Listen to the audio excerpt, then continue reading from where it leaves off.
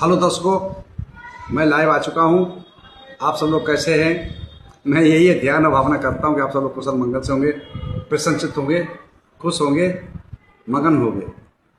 और ये चलते हैं जैसा कि हम लोगों को चल रहा है दंपति की गाथाओं का पाठ। तो आइए, आप लोग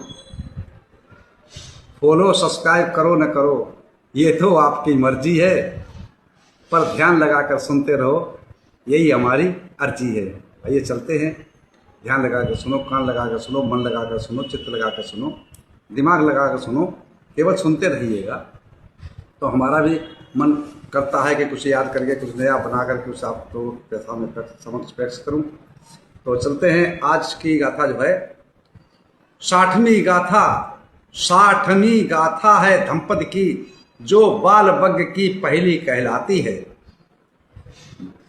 बाल अज्ञानी का संसार लंबा होता, ज्ञानी की छोटी कहला हो जाती है। जागने वाले को रात बड़ी लगती, जागने वाले को रात बड़ी लगती और सोने वाले को छोटी लगती है। थके हुए को योजन लंबा लगता,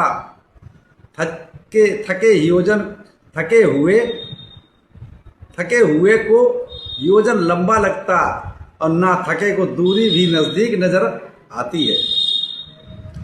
तो जैसा कि दंपति जो पाठ चल रहा है 60वीं गाथा है, 62। तो आज जो है इसका सार मैंने समझा ही दिया है, बाकी पद में बाकी डिटेल्स थे। ये तथागत समय शंभु ने किस समय पर ये इन गाथाओं को कहा, वो कौन सी घटना थी, क्या घटना थी। तो आइए चलते हैं कथा की तरफ। एवं मे सुतंग एकंग समयं भगवा सावथियं विहरति जेतवने अनाथ पिंडिकस्य आरामे। ऐसा मैंने सुना, एक समय तथागत समय संबुद्ध शाक्य मुनि भगवान शास्ता शिक्षक श्रावस्ती के जेतवनाराम में अनाथ पिंडक द्वारा बनाए हुए जेतवनाराम में विहर रहे थे, वर्षावास बिता रहे थे। उस समय की ये घटना है, उस समय का ये वाक्य है। एक दिन क्या होता है कि राजा प्रसेनजित जो है, जो श्रावस्ती का कौशल नरेश था, श्रावस्ती उसकी राजधानी, तो जब वो नगर भ्रमण के लिए निकलता है तो उसकी नजर पड़ती है एक सुंदर स्त्री पर, जो नवविवाहिता थी, अति सुंदर थी, बहुत मलूक थी। देखने में चित्त मनुष्य का विचलित हो जाता था। राजा की नजर जब उसके ऊपर पड़ी है, वो झरोखे से या जंगले से या विंडो से झांक रही थी, तो नजर प्रसेनजित की नजर जैसे पड़ती है तो उसका चित्त विचलित हो जाता है। क्या सोचता है कि मैं इसको किस प्रकार से पाऊं, किस प्रकार से कैसे हासिल करूं, ये विचार करके वो वापस जाता है और अपने नौकरों से पता लगवाता है कि ये विवाहित है या विवाहित है, किसकी है, कहाँ की है। तो पता लगता है कि वो विवाहित है और फला फला इंसान की पत्नी है, लेकिन है वो बहुत गरीब। तो राजा सोचता है कि इसको पाने के लिए मुझे क्या करना चाहिए। दिमाग लगाता है, मंत्रणा करता है अपने मन के अंदर, और फिर विचार आता है कि क्यों ना मैं इसको ऐसा काम दे दूं, इसके पति को, जो कर ही ना सके, और मैं उसको मृत्युदंड दे दूं और इसकी पत्नी को अपनी बना लूं। ये भावना उसके मन में जागृत हुई।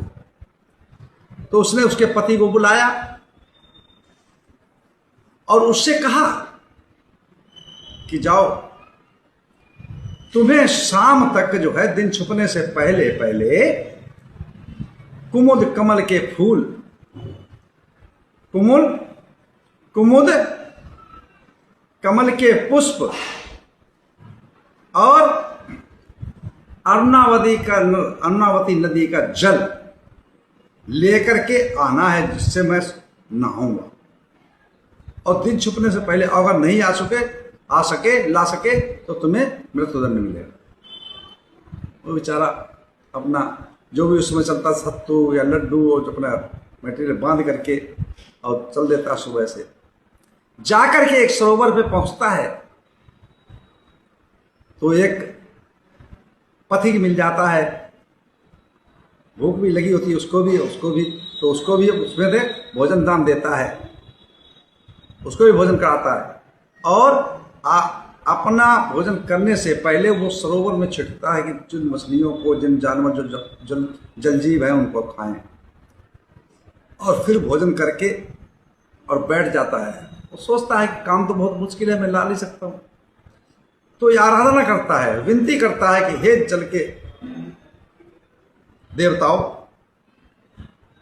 महापुरुषों, मैं जो हूं, मैंने जो पुण्य कार्य किया है, जो रास्ते में था, जो पथिक था, भूखा था, उसको भी भोजन दिया, और इन मछलियों को भी मैंने अपने भाग का भोजन दिया, तो इन ये पुण्य का प्रभाव मैं सब लोगों को देता हूं। तो इस पुण्य के प्रभाव से मुझे जो है कुमुद कमल के फूल और अरुणावती नदी का जल ला, तो जो जल के देवता होते प्रसन्न होते हैं और कहते हैं इसने पुण्य काम किया, इसका भाई काम करना चाहिए। तो वो उसको कुमुद के फूल, कमल के फूल और अरुणावती के जल लाकर दे देते हैं। वो समय रहते से पहले ही आने की कोशिश कर रहा होता है। जब वो चलने लगा, इधर राजा ने विचार किया, प्रसेनजित ने, कि अगर ये समय से पहले आ गया, समय पे आ गया, तो मुझे सजाए मृत्युदंड नहीं दे सकते। तो इसने क्या किया, पहले से ही समय रहते ही इसने नगर के चारों द्वार, चारों गेट बंद करवा दिए। और जैसे ही समय से पहले ही ये पहुंच जाता, गेट पे पहुंचता है, तो ये कहता है, इसके मन में समझ में आ गया था कि राजा की नीयत खराब है, इसकी सोच खराब है, अब ये मुझे जीवित तो छोड़ेगा नहीं, इसीलिए इसने गेट बंद करवा दिए। तो वहीं पे खड़े होकर गेट पे चिल्लाता है कि सुनो नगरवासियों, आप सभी लोग मेरे गवाह हो, और जो कुमुद कमल का पुष्प था उसका पौधा वहीं रोक दिया, जो जल था अरुणावती का वो वहीं दीवार के ऊपर रख दिया, और कहा ये आप सब लोग गवाह है, मैंने ला करके दिया, लेकिन ये राजा की नीयत खराब हो चुकी है, राजा का मन विचलित हो सकता है, ये मुझे मारने के पूरे प्रयास कर रहा है, तो इसलिए इसने गेट बंद करवा दिया। वो वहां से चल देता है और जाकर के जेतवनाराम में पहुंचता है, भगवान बुद्ध की शरण में नमन करता, विनती करता, वंदना करता और बैठ जाता है। इधर वो भिक्षुओं के साथ में रह करके अपना रात में आराम से सोया, थका हुआ था। इधर क्या हुआ, रात को राजा को नींद नहीं आती है, और जब नींद नहीं आती तो उसके स्वप्न में आवाजें आती हैं, बहुत भयानक, बहुत बुरी, जिससे वो भयभीत रहता है, सो नहीं पाता है।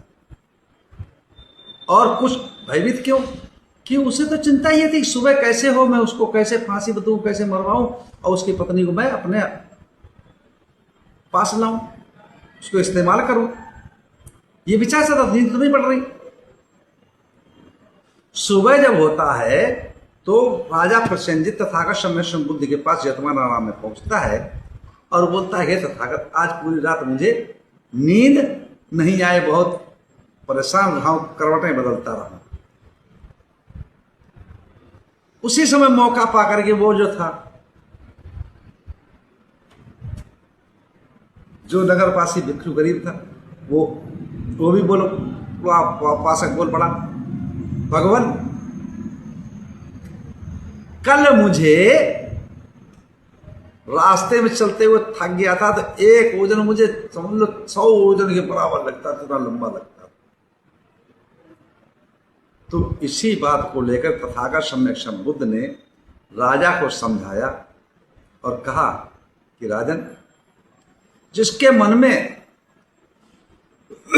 असत्य विचार उत्पन्न हो जाए, दुष्कर्म के विचार उत्पन्न हो जाए, तो उसको नींद नहीं आती, वो रात भर सो नहीं सकता, कि उसके मन में वही चिंतन मनन चलता रहता है कि मैं इसको कैसे पाऊं, कैसे ना पाऊं। राजा समझ गया कि बनते जी शास्त्रा ने मेरी बात को समझ लिया। उसी समय पे इन दो गाथाओं को कहा है तथागत सम्यक समबुद्ध ने। पहली गाथा को कहा है जो दंपति की 60वीं गाथा, मतलब 62, और बालवग्ग, बाल माने होता मूढ़, मंदबुद्धि, अवज्ञ, अज्ञानता, इसको कहते हैं मूढ़, बाल। तो बालवग्ग की पहली गाथा है। तो क्या तथागत सम्यक समबुद्ध ने कहा है, सुनिएगा। दीघा जागरतो रत्ते दीघं संतस्य योजनं दीघो बालानं संसारो सधम्मं अभिजानतं। दीघा जागरतो रत्ते दीघं संतस्य योजनं दीघो बालानं संसारो सधम्मं अभिजानतं। जागने वाले को रात बहुत लंबी लगती है, बड़ी लगती है। थके हुए को एक योजन होता था, योजन 4 कोस का, अब 4 थियो 12 किलोमीटर का। तो आज का थके हुए तो 1 किलोमीटर बहुत दूर लगता है। तो वही तथागत सम्यक समबुद्ध होता है, जागने वाले को रात बड़ी, जिसके मन में चिंता है, कोई विचार चल रहा है, उसको नींद नहीं आती, तो वो रात बहुत लंबी लगती है। और जो मस्त खा के सो गया है तो उसे रात बहुत छोटी लगती है। देखते हैं कोई कोई दिल्ली में रहता हूँ तो देखते हैं कोई कोई 8 बजे नहीं उठता, सो के हो जाते उठते, है ना। आजकल के नौजवान लड़के जो है 8 बजे से पहले तो कोई उठता देखते ही नहीं। तो ऐसा व्यक्ति क्या कर सकता है। तो जागने वाले को रात लंबी लगती है और थके हुए को योजन 12 किलोमीटर या 1 किलोमीटर बहुत दूर लगता है, बहुत दूर लगता है। इसी प्रकार से जो मंद बुद्धि होते हैं, जो बाल होते हैं, जो अविज्ञा में है, जो अज्ञानता में है, उनको संसार बहुत बड़ा लगता है, दुनिया बहुत बड़ी लगती है। और जो ज्ञानी पुरुष होते हैं उनको संसार बहुत छोटा लगता है। क्यों? अज्ञानता के कारण ही वो मोह, द्वेष, लोभ, लालच, ईर्षा, खिंचाव, तनाव, बेचैनी, विचिकिंचा, इच्छाओं की तृप्ति के लिए कभी पूर्ति नहीं होती, तो इस चक्कर में पड़ा था। इसलिए संसार उसको लंबा लगता, क्योंकि एक इच्छा की पूर्ति हुई नहीं, दूसरी, तीसरी, चौथी, पांचवी तैयार। इसलिए बहुत संसार बड़ा लगता है कि हमारा काम हो ही नहीं पा रहा, हमारा काम हो ही नहीं पा रहा। इसी के साथ मैं अपनी वाणी विराम देता हूँ। आप सब लोगों को मंगल हो, कल्याण हो, सुखी जीवन हो, निरोगी काया हो, दुख दूर हो जाए, सुख से वास करो, हमेशा प्रसन्न रहो। आप सब लोगों को मंगल हो, मंगल हो, मंगल हो।